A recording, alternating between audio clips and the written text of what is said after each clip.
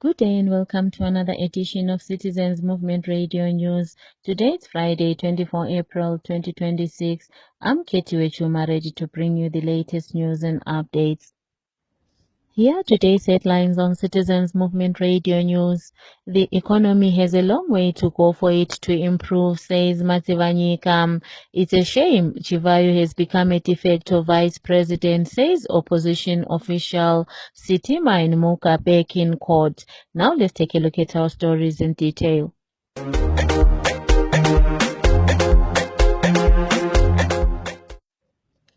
The Shadow Minister of Finance, Honorable Kopan Matsivanyika, said the country still has a long way to go to achieve a middle-income economy by 2030. Honorable Matsivanyika said that, contrary to ZANU-PF propaganda, many citizens are still living in abject poverty, and that is not the representative of a country heading towards a middle-income economy. Let's hear him explaining in detail.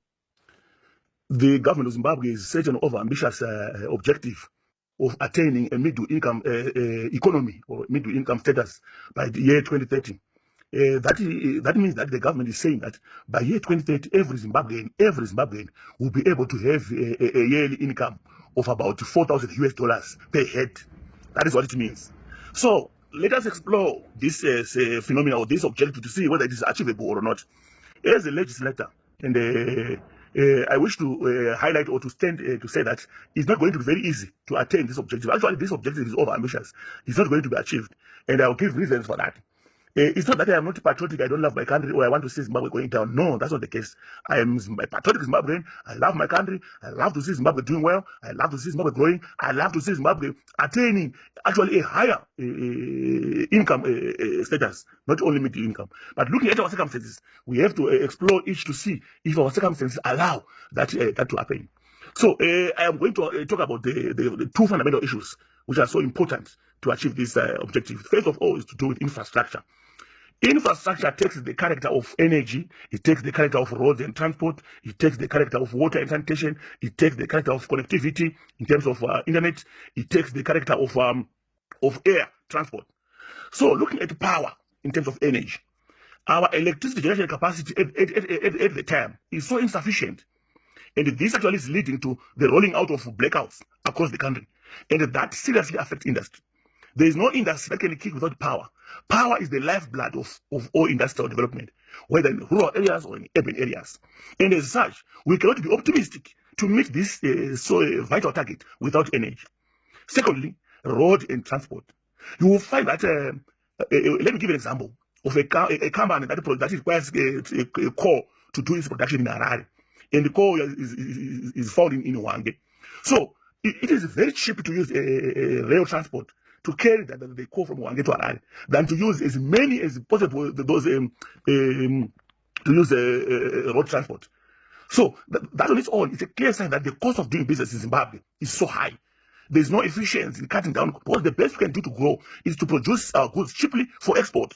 And that can only be attained if we do it efficiently in terms of cutting our costs so that our goods become competitive on the international market. So as long as we don't have an efficient rail system to do that, our goods will be expensive. Then we used to sell flowers to Europe. We used to sell fruit and vegetables to London. And we used to have airlines that were doing that job. Unfortunately, as of today, Zimbabwe has got only one airplane. And that can also become a serious opportunity to say that it's not going to be easy to attain the Vision 2030 objective of having a middle income economy by 2030. It's not going to be possible under the circumstances. Let's talk of water supply. Water supply. Our countries in major cities such as Bulawayo, such as Harare, they are actually struggling with the water supply issues. And you know what? Water is essential to industry in various many ways. So without water, there will be no production. So as such, you can only claim to going to achieve a middle income status when you cannot provide the simple water which is necessary for sanitation. There is this animal again that I need to talk about. The issue to do with the governance issue, the political stability and policy reform. To start with, corruption has become a serious cancer that is eating away the productive capacity that we should achieve as a country. You find that Zimbabwe is rated a high corrupt country, and that only affects significantly investors. All capital allocators in the world, they look at those very fundamental issue of corruption to see if this country is achievable, can be faced without any challenges. So the issue of corruption, if you look at Zimbabwe, is losing about 2 billion annually through illicit financial flows. And that has got a very serious issue because it is a leakage out of the economy. When leakages are increasing, the economy collapses. So right now we are in 2026. If the trend continues, it means by 2020 we are going to lose 8 billion worth of our economy. So whenever there's a leakage, there's a strike on the economy. And as such, we need to adhere to work on addressing the issue of corruption so that we protect or we domesticate our production so that we actually increase our gross domestic product. So a high corruption ranking or a high corruption ranking, it undermines investor confidence. And as such, people don't invest in a country where there's high corruption. Another important pillar is the rule of law. It is a fundamental requirement that everyone, that all Zimbabweans must be equal before the law. However, in Zimbabwe, the protection of property rights is very essential for investment. However, our legal system under the current circumstances is not independent. Our legal system, in natural sense, it is partisan. It gets instructions from ZANU-PF. So, even an investor in Zimbabwe is lose its property, especially when it goes to court when it goes to our captured courts against a politically connected person. So, as such, investors fear this environment of losing its property because whenever they are in dispute with the ZANU-PF person or the politically connected person, they are going likely to lose their property because the magistrate and the high court judges, they get instructions from politicians. So, you will find that for foreign direct investment to come into Zimbabwe, we need to prepare a proper investment climate. Our current investment climate is so toxic. Are you aware that in Zimbabwe it is to bring your capital into Zimbabwe, but you cannot take back your money outside Zimbabwe whenever you so wish? Whenever you want to take out your capital, you are told a lot of stories. It is easy to invest in the Zimbabwe Stock Exchange. It is easy to invest in the Victoria Falls Stock Exchange, but to take your money out, it becomes a problem. And as such, people or investors want to take their money where their money can grow, and there is that mobility to take it out or take it in. And as such, capital allocators need an environment that protects their capital. They need an environment that is easy to take out their money. If you look at our current debt as a country, our current debt is around $30 billion US. And this gives a very huge dent on the country's credit worthiness. It is clear that a debt of 30 billion for a country with a GDP of 55 billion is a sign that this country's credit worthiness is under attack. The country's trust with the traders is so low. And as such, international capital markets will shun this country. For that matter, therefore, the country cannot grow without foreign direct investment. So we need to introspect as a country to see how best we can deal with issues that actually attract investment in our country. Are you aware that for you to get a general investment license in Zimbabwe, for you to get a general investment license to an investor, Zimbabwe charges you $5,000 US. As compared to South Africa and Botswana, they're charging an amount around $400. Why do we charge $5,000 US for a general investment license? So we are our own enemies as a country. And to tell the truth as it is so difficult under the circumstances to achieve a middle income status of $4,000 per capita in terms of income. Unless if we can, like Zimbabwe, I know Zimbabweans, in terms of government, people in government, they can reach that stage by only playing with the figures, which is not resembling what is happening on the ground. So as such, the issue of attaining a middle income economy remains a pipe dream under the circumstances.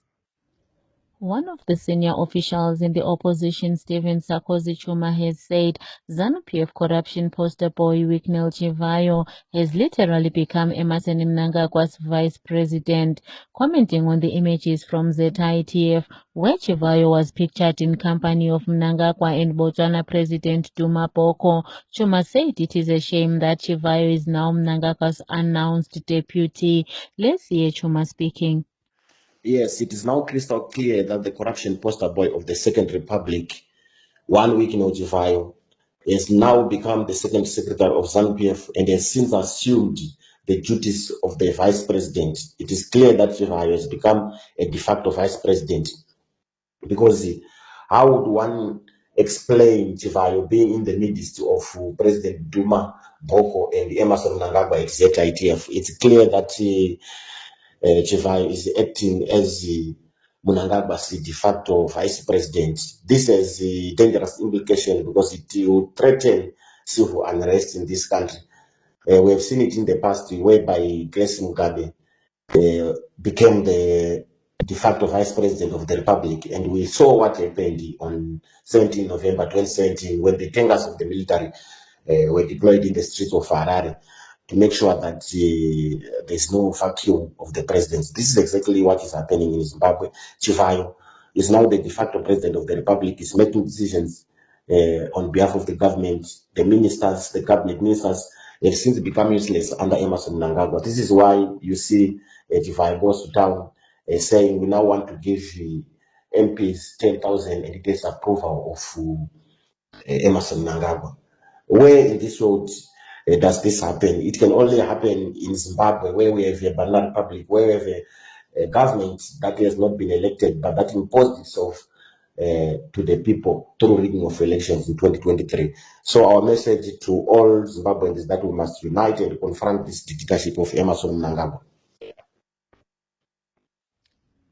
Defend the Constitution platform youth convener Emmanuel Sitima and pro-democracy activist Takunda Muka were back in court today at Mbare Magistrates Court for routine remand. The duo are facing trumped-up charges of malicious damage to property at the instigation of malicious prosecution by ZANU-PF MP Tongai Mnangagwa. They were remanded in custody till the 8th of May 2026. Our Citizens Movement Radio News reporter Nicole sent in this latest update. Okay, greetings. How are you? So I managed to attend court here, Emmanuel Sitima.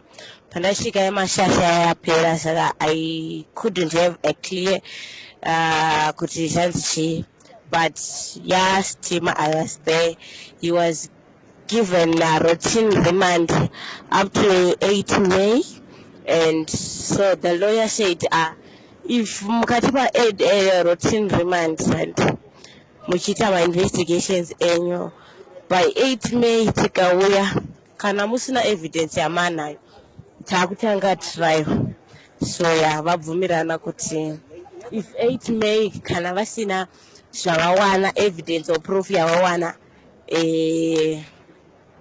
takutanga trial, but zvese izvi hapana mhosva yakaparwa naSitima or naMashasha.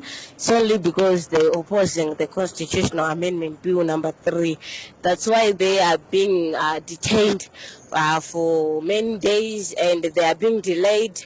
But hapana nyaya ingori yekuti vari kungoramba Constitutional Amendment Bill number 3. Thank you. The Commonwealth Lawyers Association CLA yesterday issued a statement condemning the attack on human rights lawyer Douglas Coulthard at the recently held Constitutional Amendment Bill number 3 public hearings. In a statement, the association said the attack warns of a chilling effect on the rule of law and freedom of expression in Zimbabwe. The organization also urged the government to ensure that lawyers are able to discharge their duties without intimidation. Politician Jacob Ngarivume has criticized the police for the selective application of the law. This comes after the police blocked 2 meetings of the Constitution Defenders Forum CDF slated for Watsomba Business Center and Moffat Hall in Sakova under unclear circumstances. The meetings were supposed to be held this weekend. Commenting on his social platforms, Ngarivume said it is now clear that only ZANU-PF is allowed to hold meetings while the opposition is being barred from doing the same. MDCT has revealed that the party has approached the courts over the police's decision to ban their planned demonstration in Harare against the CAP 3. In a statement, the party's presidential spokesperson Lloyd Damba said they have filed an urgent chamber application seeking to compel the police to give the green light to their planned demonstration. Under Section 59 of the Constitution, citizens have the right to demonstrate and petition. Bellarmine Mugabe, the son of former Zimbabwe President Robert Mugabe, and his co-accused Tobias Matonetse appeared in court today in a case where a gardener was shot at Mugabe's house in South Africa.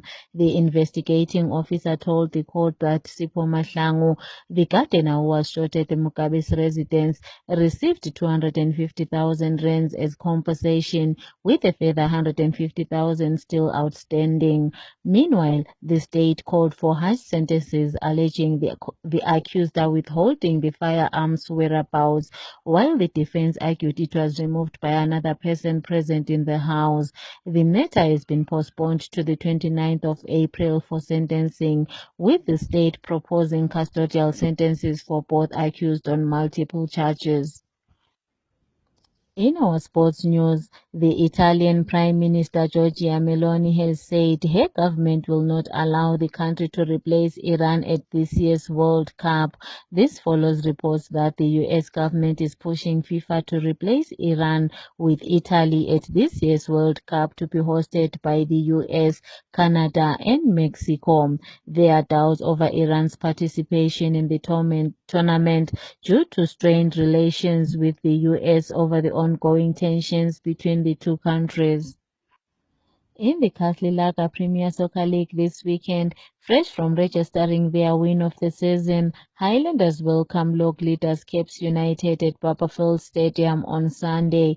Here are other fixtures to be played: Ngezi vs Agama, Simbabora vs FC Platinum, Manica Diamonds vs Hard Rock, Hunters vs Triangle, Tilwan vs Herendals, Moors vs Scotland, Bulawayo Chiefs vs Chicken Inn, and Dynamos vs ZPC Kariba.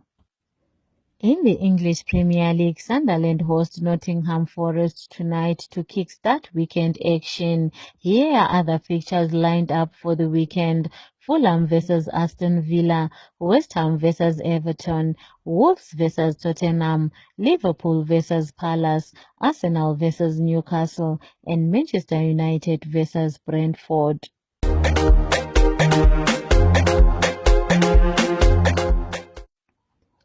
To conclude our Citizens Movement Radio News, here are the headlines once more. The economy has a long way to go for it to improve, says Mativanyika.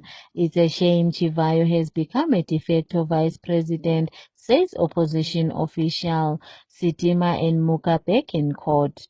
This is the end of our bulletin. Good day.